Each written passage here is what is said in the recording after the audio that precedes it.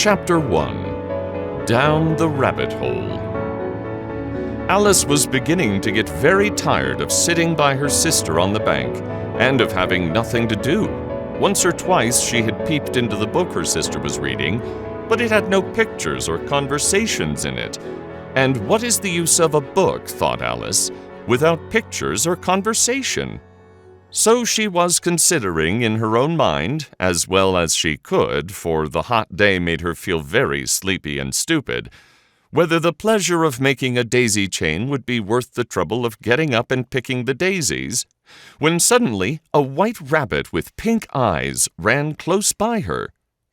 There was nothing so remarkable in that, nor did Alice think it so very much out of the way to hear the rabbit say to itself, "Oh dear, I shall be too late." When she thought it over afterwards, it occurred to her that she ought to have wondered at this, but at the time it all seemed quite natural. But when the rabbit actually took a watch out of its waistcoat pocket and looked at it and then hurried on, Alice started to her feet, for it flashed across her mind that she had never before seen a rabbit with either a waistcoat pocket or a watch to take out of it. And burning with curiosity, she ran across the field after it, and was just in time to see it pop down a large rabbit hole under the hedge. In another moment, down went Alice after it, never once considering how in the world she was to get out again. The rabbit hole went straight on like a tunnel for some way, and then dipped suddenly down, so suddenly that Alice had not a moment to think about stopping herself, before she found herself falling down what seemed to be a very deep well. Either the well was very deep, or she fell very slowly, for she had plenty of time as she went down to look about her, and to wonder what was going to happen next. First, she tried to look down and make out what she was coming to, but it was too dark to see anything. Then she looked at the sides of the well, and noticed that they were filled with cupboards and bookshelves. Here and there she saw maps and pictures hung upon pegs. She took down a jar from one of the shelves as she passed. It was labeled orange marmalade, but to her great disappointment it was empty. She did not like to drop the jar for fear of killing somebody underneath, so managed to put it into one of the cupboards as she fell past it. "Well," thought Alice to herself, "after such a fall as this I shall think nothing of tumbling downstairs. How brave they'll all think me at home! Why, I wouldn't say anything about it even if I fell off the top of the house," which was very likely true. Down, down, down. Would the fall never come to an end? "I wonder how many miles I've fallen by this time," she said aloud. "I must be getting somewhere near the center of the earth. Let me see, that would be 4,000 miles down, I think." For you see, Alice had learnt several things of this sort in her lessons in the schoolroom, and though this was not a very good opportunity for showing off her knowledge, as there was no one to listen to her, it was still good practice to say it over. "Yes, that's about the right distance, but then I wonder what latitude or longitude I've got to." Alice had no idea what latitude was, or longitude either, but thought they were nice grand words to say. Presently she began again. "I wonder if I shall fall right through the earth. How funny it'll seem to come out among the people that walk with their heads downwards. The antipathies, I think." She was rather glad there was no one listening this time, as it didn't sound at all the right word. "But I shall have to ask them what the name of the country is, you know. Please, Mum, is this New Zealand or Australia?" And she tried to curtsy as she spoke. Fancy curtsying as you're falling through the air. Do you think you could manage it? "And what an ignorant little girl they'll think me for asking. No, it'll never do to ask. Perhaps I shall see it written up somewhere." Down, down, down. There was nothing else to do, so Alice soon began talking again. "Dinah'll miss me very much tonight, I should think." Dinah was the cat. "I hope they'll remember her saucer of milk at tea time. Dinah, my dear, I wish you were down here with me. There are no mice in the air, I'm afraid, but you might catch a bat, and that's very like a mouse, you know. But do cats eat bats, I wonder? And here Alice began to get rather sleepy, and went on saying to herself in a dreamy sort of way, Do cats eat bats? Do cats eat bats? And sometimes, Do bats eat cats? For you see, as she couldn't answer either question, it didn't much matter which way she put it. She felt that she was dozing off, and had just begun to dream that she was walking hand in hand with Dinah and was saying to her very earnestly, Now, Dinah, tell me the truth. Did you ever eat a bat? When suddenly, thump, thump, down she came upon a heap of sticks and dry leaves, and the fall was over. Alice was not a bit hurt, and she jumped up on her feet in a moment. She looked up, but it was all dark overhead. Before her was another long passage, and the White Rabbit was still in sight, hurrying down it. There was not a moment to be lost. Away went Alice like the wind, and she was just in time to hear it say as it turned a corner, Oh, my ears and whiskers, how late it's getting! She was close behind it when she turned the corner, but the rabbit was no longer to be seen. She found herself in a long, low hall, which was lit up by a row of lamps hanging from the roof. There were doors all round the hall, but they were all locked, and when Alice had been all the way down one side and up the other, trying every door, she walked sadly down the middle, wondering how she was ever to get out again. Suddenly she came upon a little three-legged table, all made of solid glass. There was nothing on it except a tiny golden key, and Alice's first thought was that this might belong to one of the doors of the hall.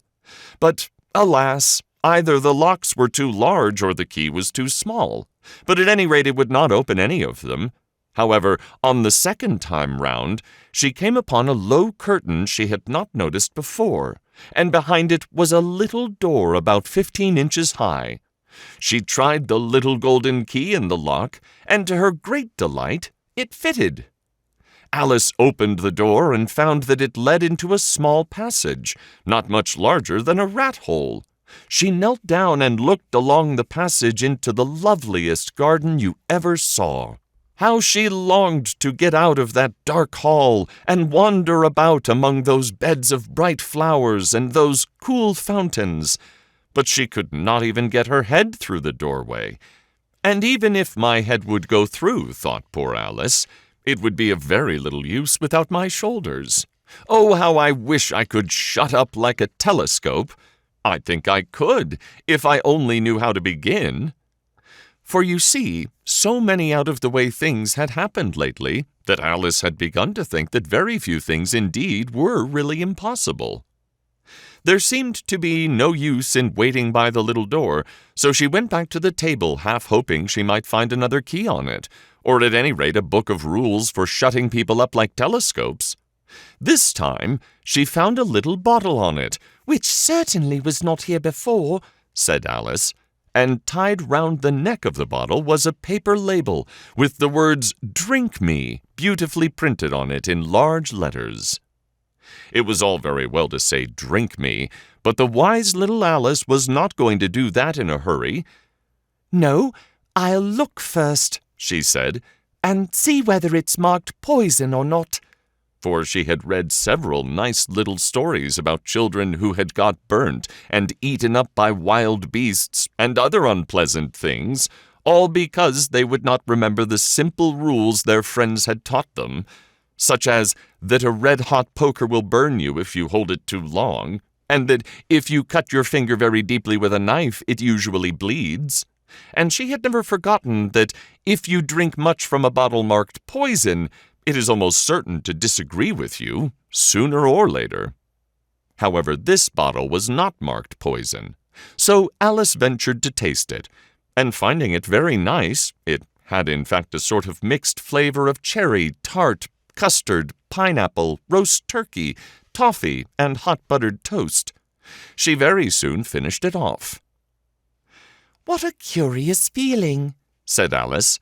I must be shutting up like a telescope. And so it was indeed. She was now only 10 inches high, and her face brightened up at the thought that she was now the right size for going through the little door into that lovely garden.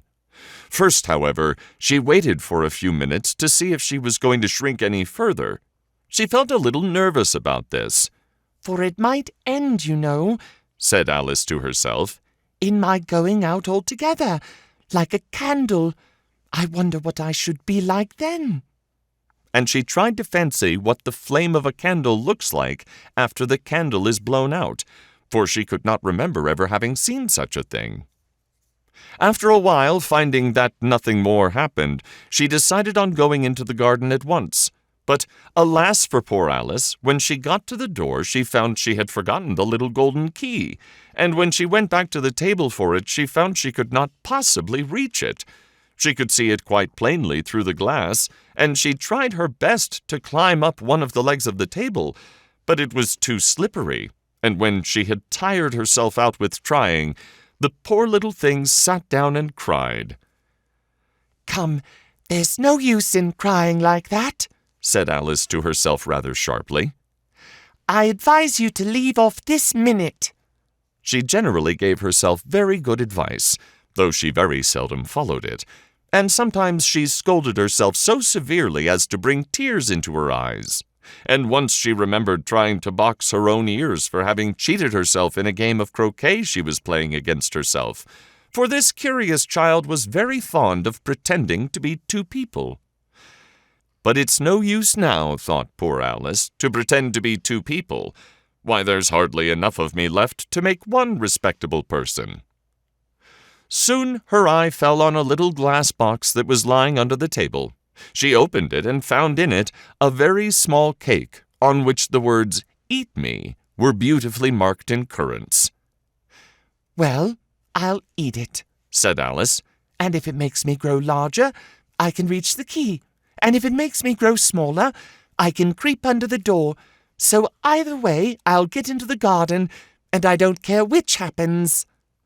She ate a little bit and said anxiously to herself, "Which way? Which way?" holding her hand on the top of her head to feel which way it was growing, and she was quite surprised to find that she remained the same size. To be sure, this is what generally happens when one eats cake, but Alice had got so much into the way of expecting nothing but out-of-the-way things to happen that it seemed quite dull and stupid for life to go on in the common way. So she set to work, and very soon finished off the cake.